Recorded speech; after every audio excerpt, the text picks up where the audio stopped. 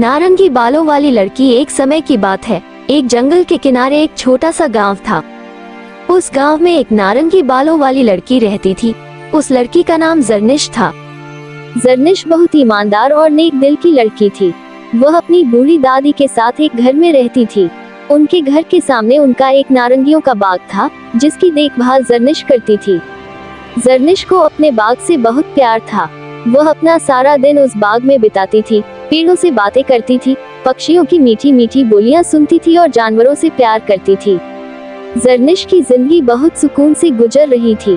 पूरे गांव के लोग जरनिश से प्यार करते थे क्योंकि जरनिश सबकी मदद करती थी।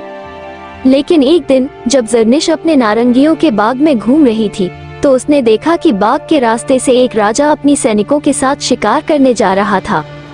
वो राजा बहुत घमंडी और निर्दयी था, जो बस अपने आप को ताकतवर समझता था और सब पर अपना हुक्म चलाता था। जब जरनिश ने देखा कि यहाँ से घोड़े गुजरेंगे तो मेरी छोटी छोटी पौधों का नुकसान होगा और कच्चे फल भी गिर जाएंगे, तो उसने तुरंत रास्ता रोक लिया। जब राजा को सैनिकों ने बताया कि यह लड़की इस बाग की मालिक है और यहाँ से नहीं गुजरने देगी, तो राजा जरनिश के पास आया और बोला, ए नारंगी बालों वाली लड़की, तेरी इतनी हिम्मत कि तूने मेरा रास्ता रोका। जरनिश बोली, रास्ता नहीं रोका, आप इस दूसरे जंगल के रास्ते से जाए। यहाँ जब आपके घोड़े गुजरेंगे तो मेरी बाग की छोटी पौधों का नुकसान होगा और कच्चे फल टूट जाएंगे, इसलिए रोका। राजा ने कहा, मैं अपनी सल्तनत का राजा हूँ, मेरा जहाँ से जी चाहेगा मैं गुजरूंगा। जरनिश ने कहा, नहीं, आप अपनी सल्तनत के राजा होंगे, पर यह बाग मेरा है और मैं अपना नुकसान नहीं होने दे सकती।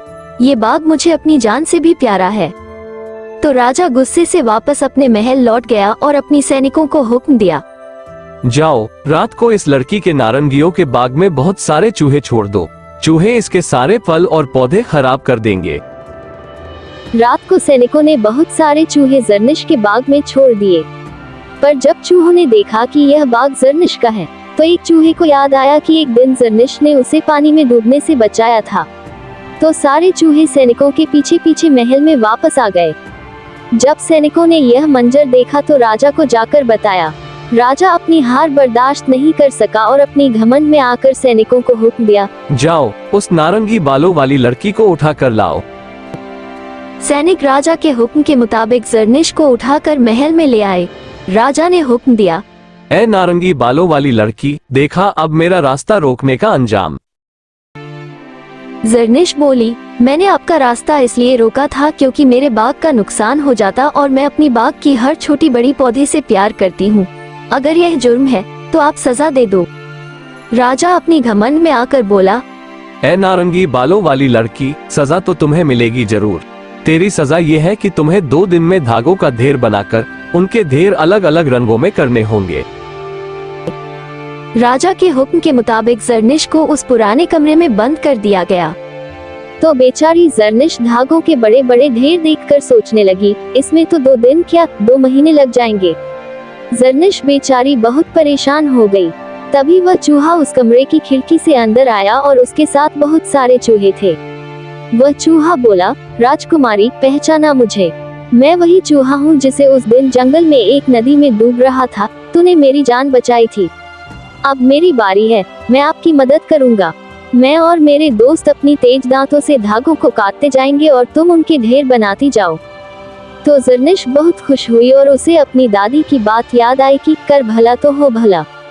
फिर चूहों ने अपनी दांतों से धागों को काटना शुरू किया और जरनिश उनके ढेर बनाती गई। एक दिन में सारा काम हो गया।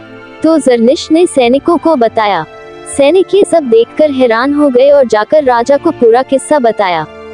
जब राजा ने ये सब सुना तो फौरन जरनिश के पास आया और वह सारा मंजर अपनी आंखों से देखकर हैरान हो गया और बोला, ए लड़की, ये सब कैसे किया? ये काम 200 लोग मिलकर भी एक दिन में नहीं कर पाते और तूने अकेले कर दिया।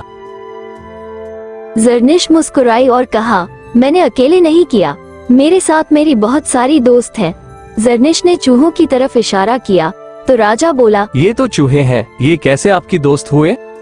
राजा हैरान होकर बोला, ए नारंगी बालों वाली लड़की, मुझे लगता है तुम जादूगर हो। जरनिश ने कहा, नहीं, जादूगर नहीं, पर सबका भला चाहती हूँ, तो मेरा भी बुरा नहीं होता कभी। क्योंकि मेरी दादी ने मुझे बचपन में समझाया था कि कर भला तो हो भला। इस चूहे की मैंने एक दिन जान बचाई थी, तो आज इस चूहे ने वो मेरा कर्ज उतार दिया। ये सुनकर राजा ने अपना सिर झुका लिया और कहा, प्लीज मुझे माफ कर दो, मैं बहुत शर्मिंदा हूँ। मैं अपनी बादशाही के घमंड में आकर बहुत घमंडी हो गया था, पर आज तूने मेरी आंखें खोल दी। मुझे माफ कर दो और अब तुम अपने घर जा सकती हो। तो राजा ने सैनिकों को हुक्म दिया, जाओ इज्जत और सम्मान के साथ इस लड़की को उसके घर छोड़ कर आओ। इस तरह ज़रनिश वापस अपने घर आए और अपनी अच्छाई पर गर्व महसूस करने लगी और सबकी मदद करने लगी।